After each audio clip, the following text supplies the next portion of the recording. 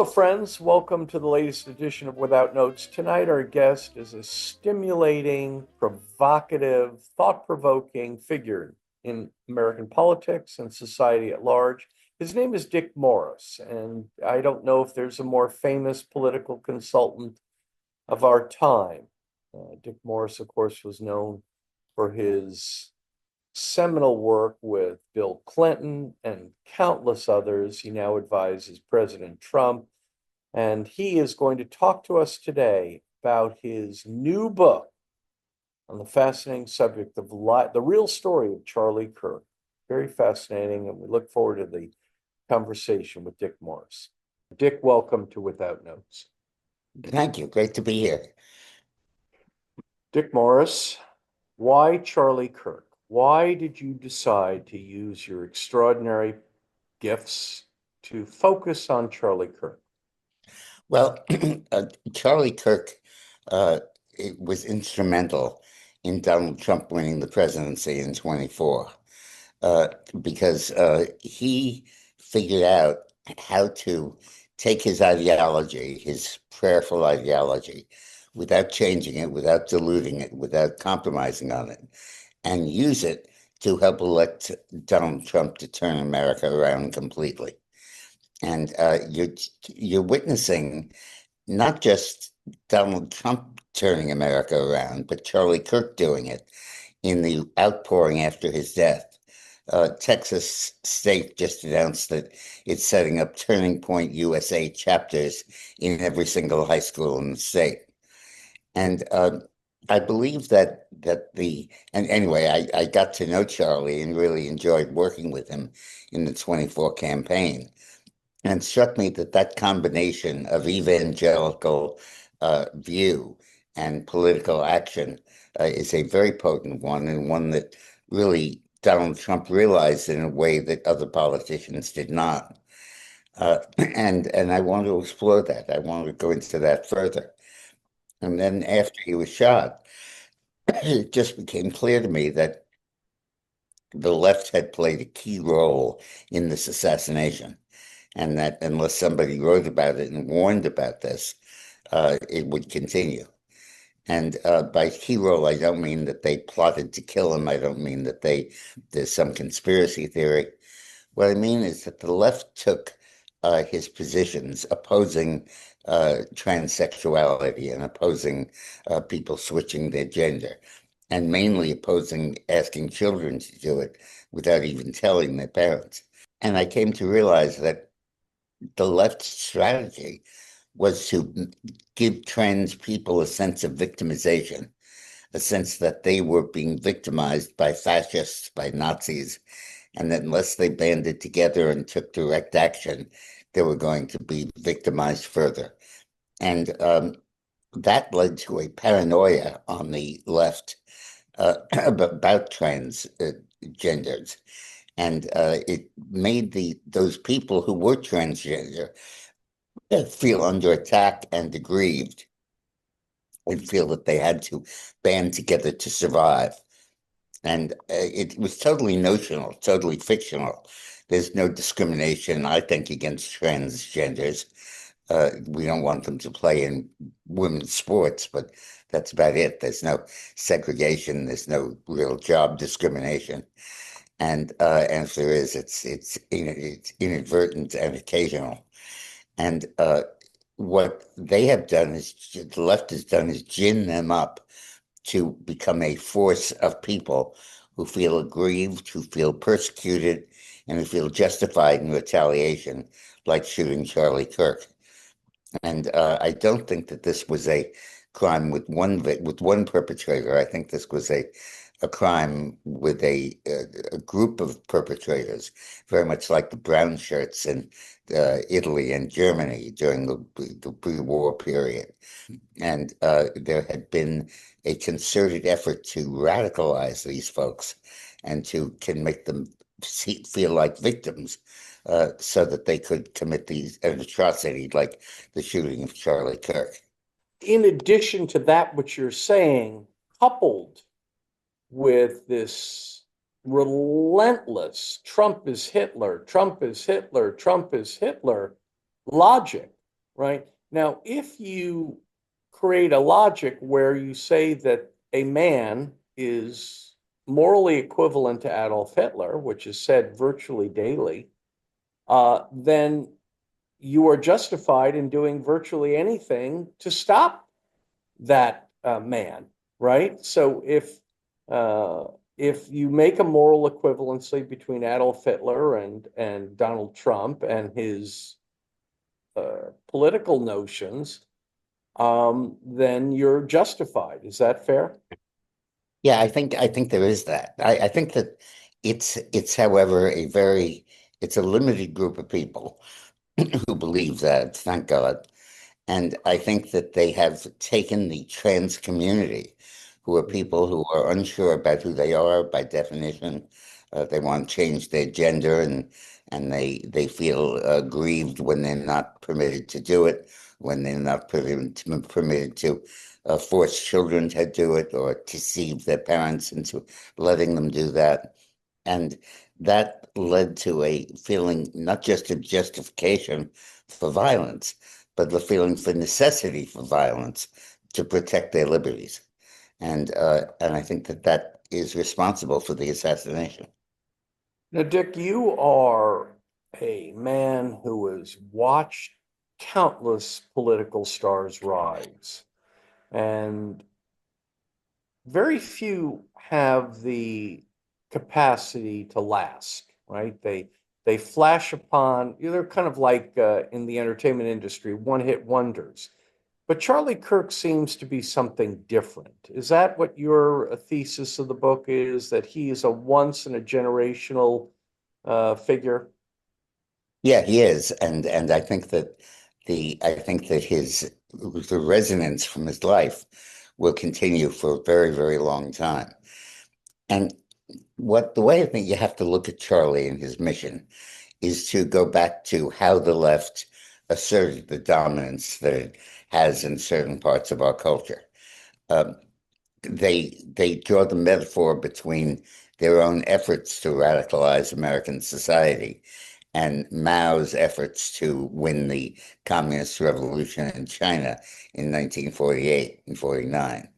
And in that effort, Mao was defeated in his initial effort, which was to conquer South China. And he took what he called the Long March through the mountains in China all the way to Manchuria and retreated there and set up his base there. And then from that base camp emerged and conquered China. And Herbert Marcuse, the radical left Marxist philosopher who really spawned very much of the left movement in the world today, said that we need to take our own long march as leftists through all the institutions of American society and change them one at a time. And we have to begin very early at with public schools and grade schools. And we have to begin this long march by conquering the schools and do that through the teachers' unions. And then as that generation raises in age and as it brings itself up, they will radicalize all the institutions of American society, one after the other. First schools, and then unions, and then grade schools, and then high schools, and colleges, and ultimately professional schools, editorial boards, corporate boards. And this leftist poison will seep through all layers of American society. And he radically revised the notion the communists had that you needed one revolution and it needed to start with the proletariat and with the working class. And he reoriented it all and said it has to start with the intellectual communities in schools. It has to start with the unions. It has to start in grade school. And that as we educate people or miseducate them, and raise them up as communists. They will infiltrate our society, and that's how you change America. And I think there's no better example of that than what's going on now.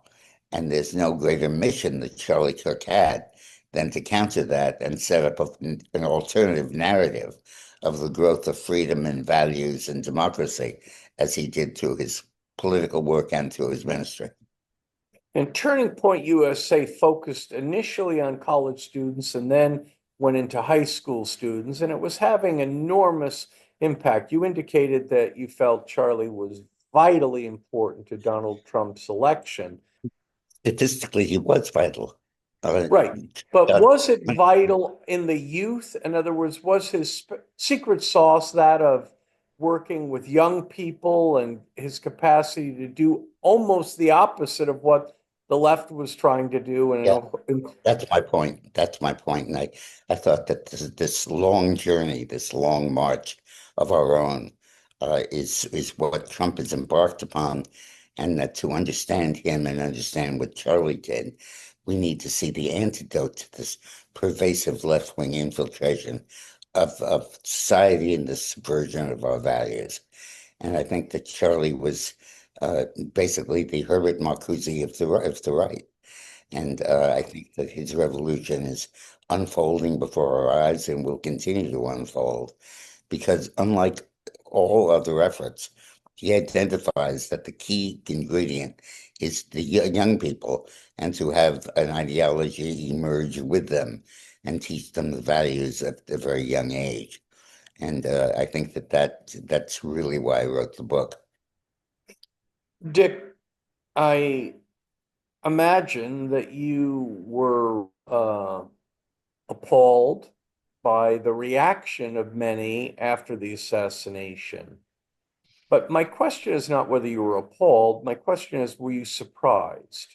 When you see uh, elementary school teachers in Chicago and other parts of the country celebrating on social media his assassination, laughing, joking, making fun of it as if it's something to celebrate, and not one or two, you know, were you surprised by that?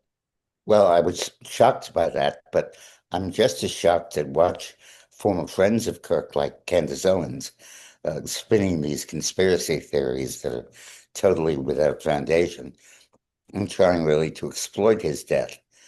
But the reason that this is ultimately not surprising, but unavoidable, is because of the nature of the threat that Charlie Kirk represented to the left. Because he didn't go after the leaves, he went after the roots. And he worked on changing the nature of the plant and then changing the nature of the plant's atmosphere and the planet's atmosphere. So, Dick, though prophecy is dubious business, um, what do you foresee under Erica's leadership? Can this organization, this Turning Point organization, grow without Charlie Kirk? Or what? I know it's hard to know, but Well, what do you see? can Christianity grow without Christ after Christ is crucified and is risen? And I think that the answer is yes, of course. I think that there's such a void, such a chasm, really, in our value structure, that asserting the traditional gospel virtues embodied in the New Testament and in Jesus Christ has spawned a worldwide revolution. And now I think it's doing it again. Bear in mind that Christianity, unlike any other any other religious effort, did not conquer. Wasn't a military effort like the Muslims were, or at the beginning the Jews were. It didn't even have a book. It didn't have a New Testament till about 100 years later. And it was basically a movement spurred by word of mouth and spurred by the vacuum left by the Roman and Greek theologies. And I think that here you have this vacuum, you have a charismatic leader who filled it and pointed the way. And I think that it's going to last and I think it's going to grow. And I wrote the book in an effort to encourage that and urge people to read it with that in mind.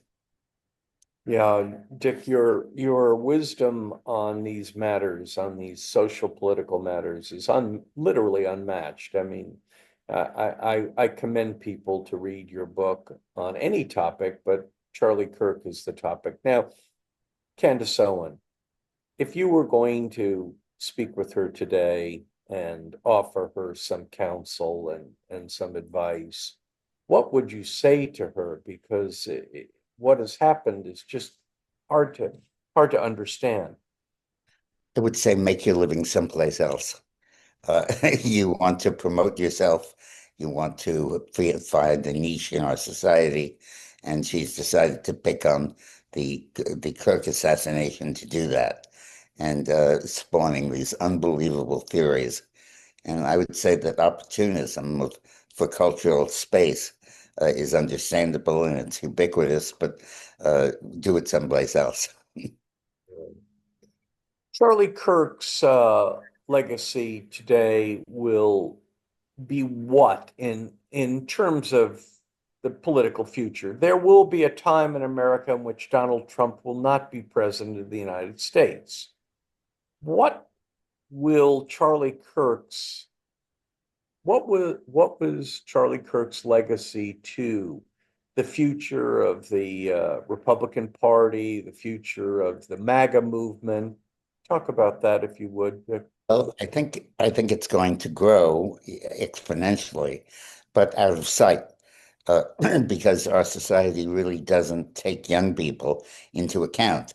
It doesn't really focus on them. It doesn't really think about them very much.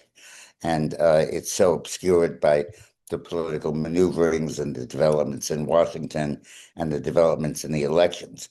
And it's a long time before the people who Kirk influenced, the young people, become of age and begin to exert this power. And the amazing thing about the Marcuse theory is that as these people age and as they become key positions in society, on editorial boards and on in social media, their power grows, and it only becomes truly evident politically. So the political system notices it until they're in their 20s, 30s, and on. So I think it's a very long-term thing, but I think it's something that has to start. And as Lyndon Johnson famously said, let us begin. Yeah, and Dick, your logic is just so commonsensical. So if you take a body of high school students, they then largely become college students, and then they become attorneys and Yeah, doctors, and so it is, and so it goes. And yeah. if you, yeah, and I thought you're say, I want you to repeat what you said about the root. The root. It's this is an important plant analogy. Yeah. Well, I was saying that we focus on the leaves, the plants. We identify the plants by their Or the shape. rose, the bloom, Yeah, right? right, exactly. And Charlie Kirk looked beneath the soil and looked at the roots and understood that you needed to affect those roots to ultimately affect the plant. And I think and so I think that if you're looking for the kind of immediacy we expect from media and from developments these days, you're going to just have to wait. But the whole idea of the long march is to wait and let the aging of the generation do its work, do its inevitable Wait, work. Wait, wait and water. Wait, water, plant, wait, nurture. water, plant. Exactly. Now, what advice, Dick? I don't know if you've had communication with Turning Point USA or Erica Kirk, but what advice do you have to them? If you were speaking to Erica now or speaking to Turning Point, what counsel would you offer them? Number one, don't change, don't evolve. Stay with Charlie's legacy, stay with his fusion of evangelical truth and politics, and don't alter that. And secondly, let it apply to events around the world. Uh, let people see the massacre on the beach in Australia of Jews through that prism. Let them look at the violence in our society through the prism of Charlie Kirk's theology and ideology, and let the currency of your belief not relate to changes in your message, but to changes in its application as society demands more. As we look now at some of the recent victories that social socialist Democrats have had in New York City and in Portland. Almost unbelievable. You know, Dick, you and I both know New York fairly well. And if you had told me 10 years ago this was possible, I would have put you in an insane asylum. And Yep. yet it is. So can you talk about what is this? Is the election of a socialist in New York City ultimately in the long term a good piece of news for the Republican Party, or what, how I will think this that, play? well, I think, first of all, it is the manifestation of a long march, of a gradual change in our There you go. society, the infiltration of all elements of our society and moving them ideologically. And so it is ultimately about the plant leaves. And we have to be dealing with the roots. And that's going to be an essential element of our recovery. But I think that the other element that we need to look at here is that they conquered a government. They conquered New York City, and they conquered an ungovernable city. Uh, Churchill said after the Nazis occupied and invaded Norway that the flies have conquered the flypaper. Mm. And I think that in this situation, we're going to see Mondami and the socialist movement discredit itself, gnash itself upon the rocks as it attempts to govern a city. It's one thing to govern a speech, it's another to govern a city, especially when you have 36% of the revenue coming from state and federal sources. And I think that you're going to see the unraveling of the socialist agenda, and it will become the flash in the pan, not Charlie Kirk. Let me just give you one example. Kirk talks about the combination of not Kirk, um, the left, Mamdani, talks about free buses and free transportation. Yeah. And I can see coming very clearly the day when you can't go on the buses in New York because they're free, and they're going to be occupied by a permanent group of homeless people who will bus around the city and go on each of the stops, never get off, stay in the warm cocoon of a bus as opposed to a homeless shelter, and ultimately make the buses unrideable for the general public. And I think that we're going to see that in that microcosm of what's going to happen in mass transit, that will basically become a chauffeured limousine for homeless people. You know, Dick, there are so many troubling aspects. I mean, uh, how do you think police recruitment in New York City is going to be in the next 4 years? I don't think it's going to be rather impressive.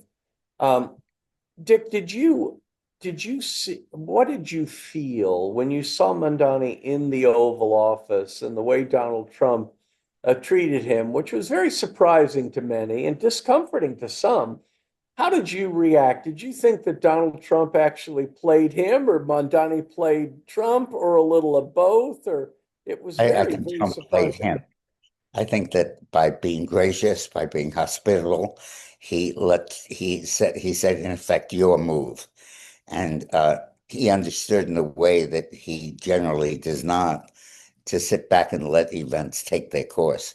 He'll be back. He'll be back asking for aid. He'll be back asking for waivers, for regulations, for all of that stuff. And that's when Trump should draw the line, but not proactively, not preventatively. And I think that he had unaccustomed patience in his dealings with Mom Tammy. So that, in your opinion, was a brilliant stroke. Yes, yes, it was. And in his opinion, we've talked about it, and he's quite proud of himself. Wow. Well, it was surprising and some okay, let's get back again to Charlie Kirk and his influence and this long game that you talk about. So the left has been playing a long game for quite some time, and it would seem that the maestro of the long game might well be George Soros. Is Mr. Soros the long game maestro on the left? Well, Maestro plays several roles. a maestro performs, which is Soros, a maestro funds, which is Soros. But ultimately, a maestro doesn't propagandize. That was done by philosophers like Herbert Marcuse, and ultimately led to a lasting legacy of an evolution of communist thought. In the same way that that the left took a theory based on the proletariat, based on a revolution of the working class, and transformed it into a revolution based on students and based on an intellectual community. And they changed that so fundamentally. And I think that that Soros is an acolyte to that, but I don't think he's the cause. But it seems rooted in aggrievement that the key logic is to create a feeling among great numbers of people, particularly young, that you, dear friends, are victims in a rigged game that is determined to kill you. And so, therefore, if in fact you buy that logic, killing them before they kill you becomes a moral imperative. Is that Yeah. a little? That's a very apt summation of how Charlie Kirk was assassinated. Exactly that, precisely that. Dick, what is in your daily life today? I know that you have communication with the president. I know you have a unique story, his life and a standing in his life. What is your role today? I don't think it's in an official capacity. You're friends, but you're an advisor and talk about a kitchen cabinet member, perhaps. I guess that, but that would be true. Uh, when I began to work with Trump, first of all, I've known Trump for much of my life. My father was his lawyer, That's and right. I grew up with Gene on the phone with Donald, and uh, and when I decided to move into that direction politically, uh, I told the president that I had two requisites. One is I don't want to get money, and secondly, I don't want the publicity because I've had enough publicity in my Clinton years. Uh, and I did not tell Trump, but the fact of the matter is that he dislikes people he pays, and and ultimately he feels as he's expressed it. Once you work for me, what do you need money for? You can work for anybody you want, and I think that I accepted that invitation. And so what's ahead for me is that I want to advise Donald Trump as long as he's in play. And I speak to him very frequently and offer advice on a wide range of subjects. And it's a privilege and honor and a pleasure because he has such an active, fertile mind, and it jumps from subject to subject, and it ultimately marches to the beat of its own drummer. And it's fascinating to watch and an honor to participate in it. Dick, the collapse of the mainstream media is a topic that I think is important to American society. The mainstream media tried for decades to propagandize a certain logic, an elite, liberal logic, and their value and their influence is waning tremendously, and independent media, Joe Rogan and Ben Shapiro, Tucker Carlson, and Megyn Kelly, and all these. What is the impact of the mainstream media's demise, in your opinion? Well, to go back to our plant metaphor, they never nurtured the roots. They nurtured ratings, but not roots. And Ratings the and result ratings. is that there was no generational movement. There's nothing different about the mainstream media. It parrots itself and parrots its own arguments.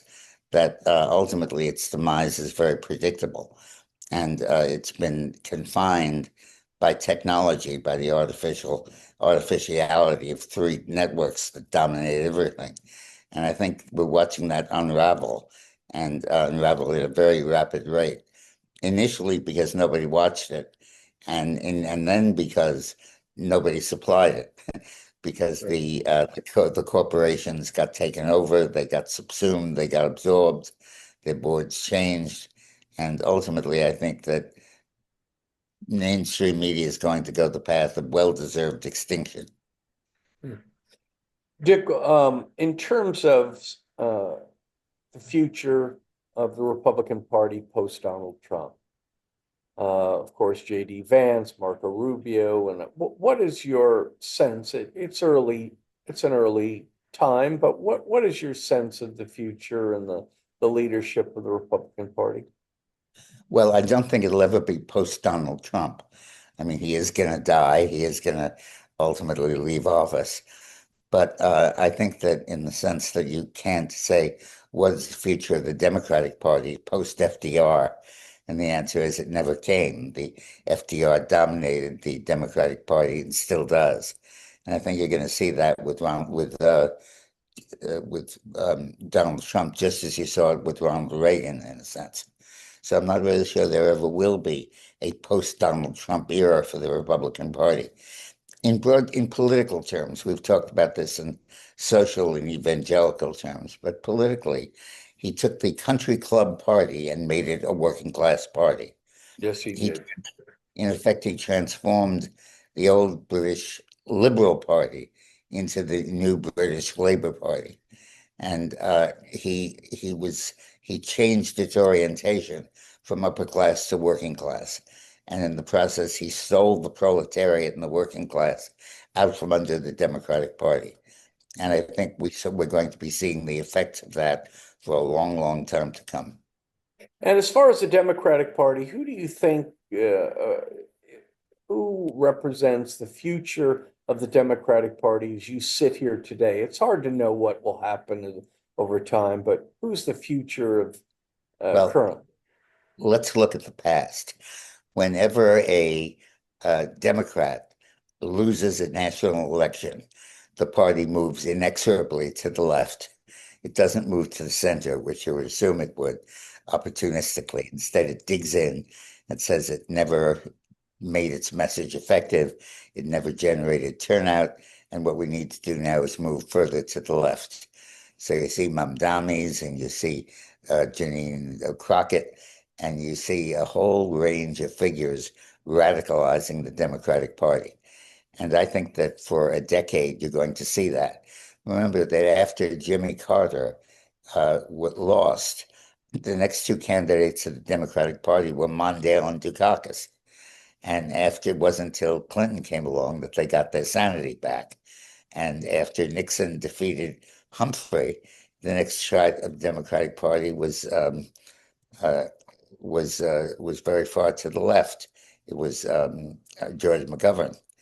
And I think that you're going to see the Democrats go through that phase where they will nominate true believers, true apostles of the left, and wait for the wave to carry them, and it never will.